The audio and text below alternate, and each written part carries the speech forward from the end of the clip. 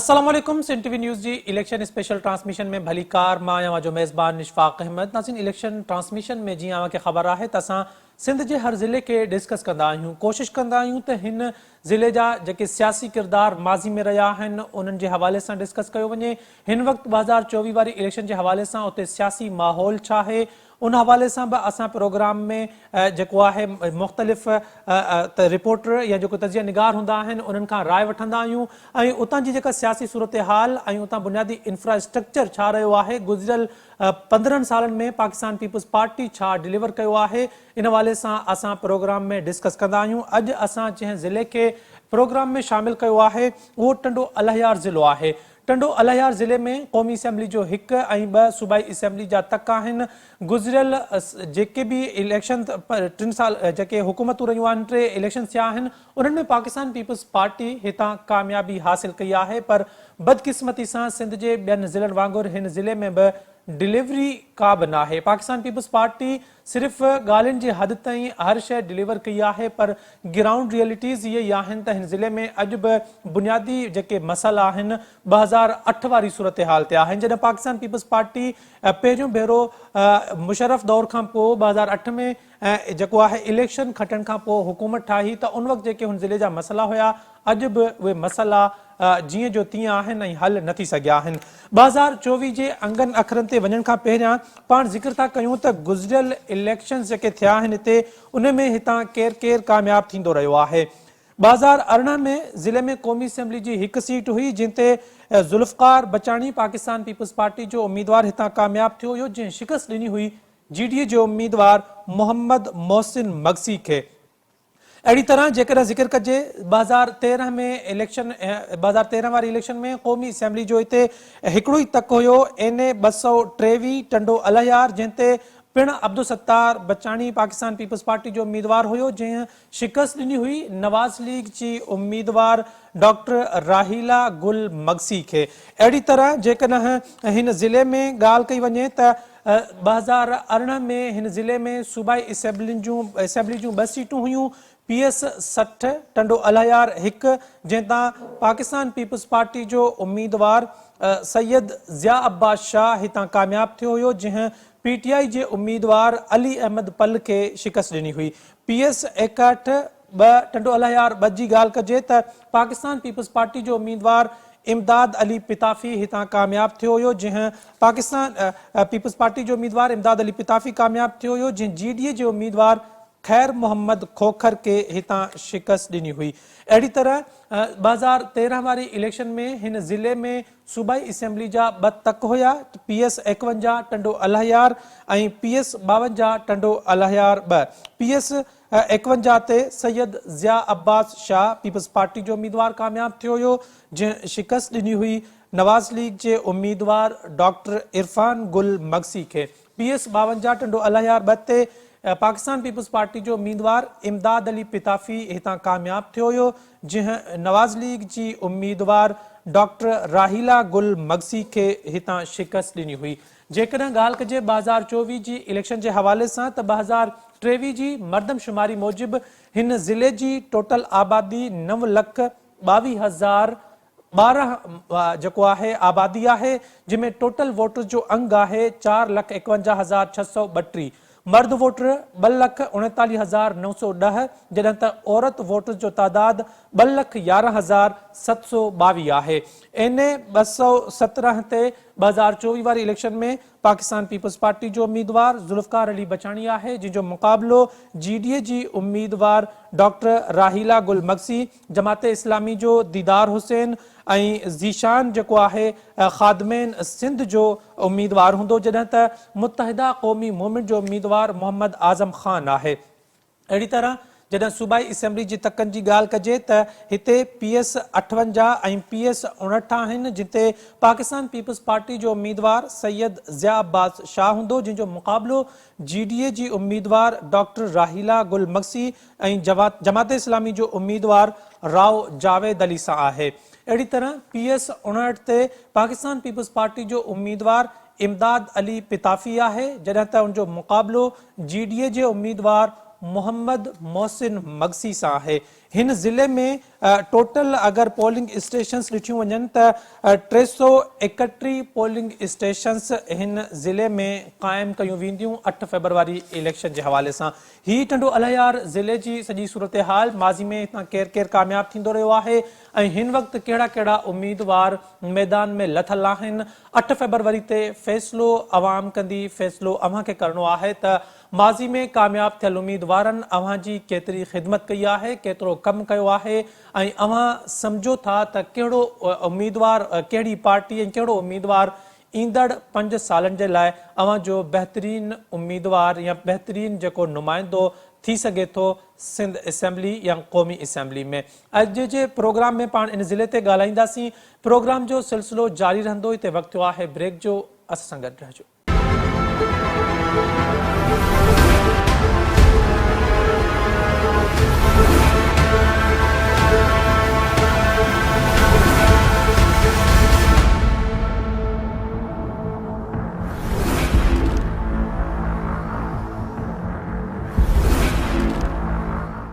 नाज़रीन, election transmission में एक भेरो बीहर भली कार। अज के प्रोग्राम में असां टंडो अलायार जिले के डिस्कस कंदासीं। टंडो अलायार जिले में एक कौमी असेंबली ऐं 2 सूबाई असेंबली जा तक आहिनि। हिन में गुज़रियल हुकूमतुनि दौरान कहिड़ा कम थिया आहिनि, इन सॼी सूरत हाल ते अॼु जे प्रोग्राम में पाण ॻाल्हाईंदासीं। स्टूडियो में मूंसां मोज़िज़ मेहमान रफ़ीक भुट्टो साहब मौजूद आहिनि। पाण executive director operation Sindh TV network, senior सहाफ़ी तज़िया निगार आहिनि। रफ़ीक साहब, वॾी महिरबानी प्रोग्राम में शामिल थियण जे लाइ। ऐं हर प्रोग्राम में असां उन ज़िले मां सिंध टीवी न्यूज़ जो को रिपोर्टर असां जेको आहे उनखे बि लाइन ते वठंदा आहियूं त जीअं हुन ज़िले जी असांखे असल हक़ीक़त ख़बर पवे त हिन वक़्तु उतां जूं ग्राउंड रियलिटीज़ छा आहिनि, सियासी माहौल छा आहे। उन हवाले सां सिंध टीवी न्यूज़ जो रिपोर्टर टंडो अलायार में गुलाम रसूल दर्स असां सां गॾु स्काइप लाइन ते मौजूद आहे। गुलाम रसूल दर्स, अव्हां जी बि वॾी महिरबानी प्रोग्राम में शामिल थियण जे लाइ। रफ़ीक साहब, टंडो अलायार ज़िलो तारीख़ी हवाले सां बि असांखे आगाह कयो ऐं ॿुधाइजो त हिन वक़्तु उते सियासी माहौल छा पियो हले।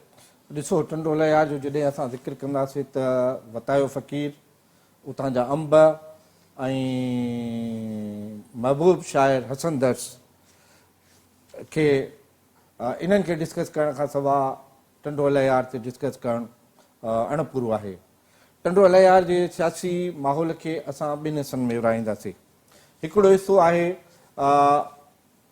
70 जे ॾहाके खां 1988 ताईं ऐं ॿियो हिसो आहे 1988 खां अॼु ॾींहं ताईं। 1970 वारे भुट्टे साहब जे इलेक्शनुनि में खां वठी जनरल ज़ियाउल हक़ जे मरण ताईं टंडो अलायार ज़िलो जेको आहे सो भूरल शाह ऐं उनजे ख़ानदान जे ज़ेरे असर रहियो ऐं उतां जे सियासत ते उनजो राज रहियो। 1988 खां पोइ पीपुल्स पार्टी मुकमल तौर ते टंडो अलायार जेको उन वक़्तु तालको हुयो उन ते गिरफ़्त कई ऐं उतां अब्दुल सत्तार बचाणी पीपुल्स पार्टी जो MPA थी, सूबाई वज़ीर रेवेन्यू ऐं रिलीफ थियो ऐं मखदूम खलीक़ुज़्ज़मान 1988 में टंडो अलायार मां MNA थियो। जॾहिं त उम्मीद अली शाह जेको हिन महिल असां में मौजूदु कोन्हे, अलाह खे प्यारा थी चुका आहिनि, उहे उतां MPA थिया। भूरल शाह गुलाम मुस्तफ़ा जतोई जेको उन वक़्तु वज़ीर आला हुयो ऐं पीपुल्स पार्टी सिंध जो सदर हो, उनजे ग्रुप में हुआ ऐं गुलाम रसूल शाह मीरपुर ख़ासि वारो उहो बि संदसि वेझो दोस्त हो ऐं ॿिन्ही गॾिजी सियासत कई ऐं संदनि जे भरिसां नजमुद्दीन सिरेवाल हाजी, उहो बि इहो हिकिड़ो 3 माण्हुनि जो ग्रुप रहियो जिन गॾिजी करे प्रो जतोई PPP पॉलिटिक्स कई। उनखां पोइ हाणोकी जेकॾहिं सियासत ॾिसूं त अली नवाज़ शाह हितां MPA रहियो, सूबाई वज़ीर रहियो। उनखां पोइ हुनजो पुटु ज़िया अब्बास शाह हितां ताज़ो जेको आहे सो MPA ते थियो ऐं जेको आहे सो सूबाई वज़ीर वक्स एंड सर्विसिस बि रहियो। इमदाद पिताफ़ी बि हितां वज़ीर बि रहियो, MPA बि रहियो ऐं सूबाई वज़ीर वक्स एंड सर्विसिस रहियो, छाकाणि त शर्जील मेमण जेल में हो त उहा वज़ारत उनखे ॾिनी वई। अहिड़ी रीति अब्दुल सत्तार बचाणी पाण, संदसि वञी मिसिस शमशाद बचाणी जेका लाड़काणे जे ख़ुर्शीद जुणेजो जी भेण आहे, उहा ऐं उन खां पोइ उनजो पुटु जेको आहे सो सोनी बचानी बि जेको आहे सो तव्हां MNA रहिया हींअर बि उमेदवार आहिनि। त इहो हिकिड़ो सियासी पसमंज़र आहे। इन ज़िले खे में नंढा नंढा तालका ठाहे विया। कुझु वक़्तु हिते मंगसी हैदराबाद जे अलाबख्श मंगसी ख़ानदान जी बि जेका आहे हिते सियासत रही। उहा ज़िला नाज़मा परवेज़ मुशर्रफ जे दौर में चूंडी ऐं इरफान मंगसी जेको आहे सो हुतां MPA चूंडियो ऐं पोइ वरी सूबाई वज़ीर बि थियो सिंध में। इहो हिकिड़ो दौर हो परवेज़ मुशर्रफ जो जंहिंमें पेट्रॉट जनम वरितो। त उन खां सवाइ बाक़ी जेको आहे सो हिते पीपुल्स पार्टी रही आहे ऐं हींअर बि पीपुल्स पार्टी वर्सिस राहिला मंगसी आहे। इन ज़िले में जा मशहूरु ज़मींदार खोखर ख़ानदान आहे जेको गुलाम हुसैन मरहूम खोखर जे पुटनि ते ॿधल आहे। उन्हनि जेको आहे सो सियासत में काफ़ी दफ़ा पंहिंजो पाण खे आज़मायो पर बिलदियाती चेयरमैनी खां अलावा मथे वधी न सघिया। उन्हनि मुक़ाबला बि कया MPA ते पर खटी न सघिया ऐं उते जो उते रहिया। उन्हनि ते केस बि थिया, उन्हनि ते सियासी इंतकामी कार्रवायूं बि थियूं पर अॼु ॾींहं ताईं उहे MPA या MNA हितां न थी सघिया आहिनि। इमदाद पिताफ़ी खां अलावा हिते जेको आहे सो मियो वलहारी ख़ानदान बि रहियो ऐं मूंखे यादि आहे त 1961 जी टिकट जेका आहे सा मियो अली मोहम्मद वलहारी खे मिली हुई ऐं उहो बिलावल हाउस खां टिकट वठी टंडो अलयार आरो ॾांहुं रवानो थियो हुयो त रस्ते में उनखे हुकुम कयो वियो त टिकट वापसि कर ऐं उन खां टिकट वापसि वठी जेको आहे सो इमदाद पिताफ़ी खे ॾिनी वई ऐं बाद में अली मोहम्मद वलहारी खे जेको आहे ज़िले काउंसिल जो चेयरमैन कयो वियो ऐं हिन दफ़े उहा ज़िले काउंसिल जी टिकट बि खेसि न ॾिनी वई। अली मोहम्मद वलहारीअ जो शुमार जेको आहे सो आसिफ़ ज़रदारीअ जे वेझे दोस्तनि में थींदो आहे पर उन खां बि हिते जेकॾहिं असीं ॻाल्हि कयूं टंडो अलयार जी उते बैरिस्टर अली पल जे सियासत उनखे यादि न कयूं त उतां बि टंडो अलयार ज़िलो जेको आहे सो अणपूरो आहे। गुज़िरियल इलेक्शन में हुन जेको आहे सो जेको तव्हां MPA जो कैंडिडेट हो अली नवाज़ शाह जो पुटु जंहिंजो पाण हाणे बि ज़िक्र कयोसीं उन सां उन मुक़ाबिलो कयो ऐं उन मुक़ाबले में हुन 13-14 हज़ार वोट खया जेको हिकिड़ो क्रेडिट आहे अली पल जो हिकिड़े मिडल क्लास जो पढ़ियो लिखियो छोकिरो नौजवान छोकिरो त न चवां नौजवान ऐं उनजी टीम NGO सेक्टर सां वाबस्ता उन्हनि वॾी महिनत कई ऐं एतिरा हज़ार वोट खया ऐं बैरिस्टर अली पल हिन वक़्तु बि जेको आहे सो PTI सिंध जो जनरल सेक्रेटरी आहे ऐं कराची मां हिन दफ़े पंहिंजी इलेक्शन जो तजुर्बो करे पियो। त इहो जेको आहे सो टंडे अलयार जो पस मंज़र आहे ऐं जेकॾहिं ॿियो तव्हां वटि को सुवाल हुजे त मां रफ़ीक साहब जीअं असां ॿियनि ज़िलनि खे डिस्कस कयूं पिया त टंडो अलयार खे किथे रेट कंदो सिंध में जॾहिं पीपल्स पार्टी जी परफॉर्मेंस ॾिठी वञे त? ॾिसो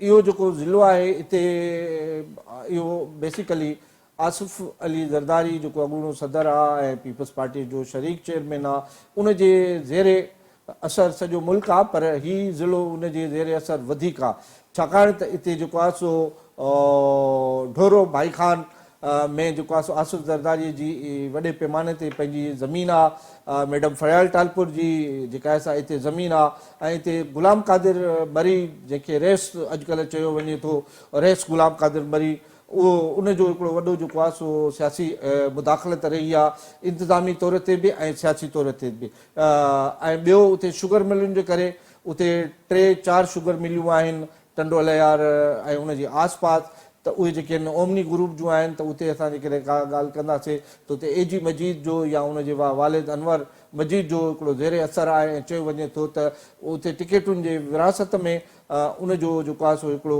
असरु रहियो आहे ऐं गुज़िरियल दफ़े जॾहिं इमदाद पिताफ़ीअ खे टिकट मिली हुई ऐं अली मोहम्मद वलहारीअ खां उहा टिकट वापसि वरिती वई त सियासी जेके ज़रिया आहिनि उहे इहो ॿुधाइनि था त उहा बि जेका आहे सा अनवर मजीद जी मुदाख़लत हुई जंहिं जेको आहे सो इमदाद पिताफ़ीअ खे उते टिकट ॾियारी ऐं वलहारी खां इहा टिकट जेका आहे सा वापसि वरिती वई। त अहिड़े नमूने सां उते जेके मसइला आहिनि इंफ्रा